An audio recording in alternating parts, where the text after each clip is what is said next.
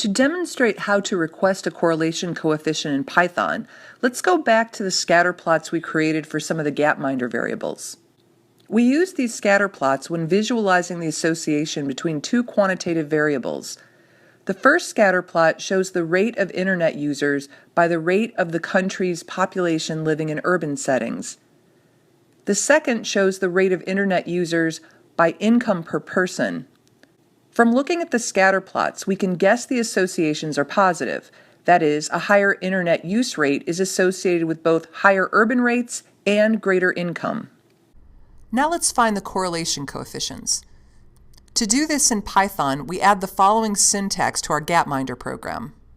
First, I create a new data frame I am calling data clean, or data_clean, that drops all missing, that is, NA values for each of the variables from the gapminder dataset. We do this because a correlation coefficient cannot be calculated in the presence of NAs. Next, I request a Pearson correlation measuring the association between urban rate and internet use rate, and then between income per person and internet use rate. I use the Pearson R function from the SciPy stats library and include each variable pair in a separate command. Python will then generate both the correlation coefficient and the associated p-value. For the association between urban rate and internet use rate, the correlation coefficient is approximately 0.6 with a very small p-value. This tells us that the relationship is statistically significant.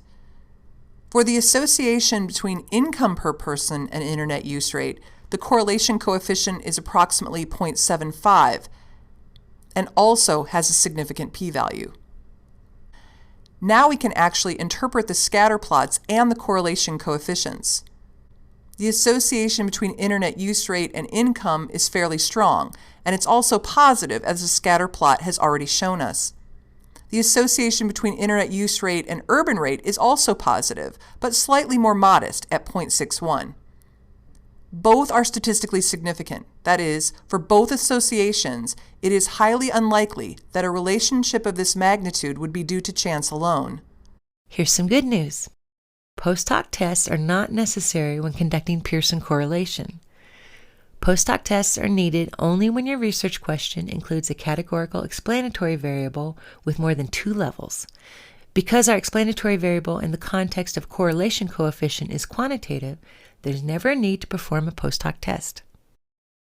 Another interesting and useful aspect of the correlation coefficient is, if we square the correlation coefficient, that is, we multiply it by itself, we get a value that also helps our understanding of the association between the two quantitative variables. Small r squared is the fraction of the variability of one variable that can be predicted by the other. For example, when looking at the relationship between urban rate and internet use rate, if we square our correlation coefficient of 0.61, we get 0.37. This could be interpreted the following way. If we know the urban rate, we can predict 37% of the variability we will see in the rate of internet use. Of course, that also means that 63% of the variability is unaccounted for. If we square the correlation coefficient for income per person and internet use rate, we get a value of 0.56. This suggests if we know income per person, we can predict 56% of the variability we'll see in the rate of internet use. This is a little bit more impressive because we can predict over half the variability. Again, correlation coefficients are commonly denoted with a lowercase r, and they're squared to determine the amount of variability that can be predicted. You might be wondering how much variability in internet use rates can be predicted if we consider both urban rate and income per person. A multivariate inferential tool called multiple regression can be used to answer this question, and we'll discuss that in the future.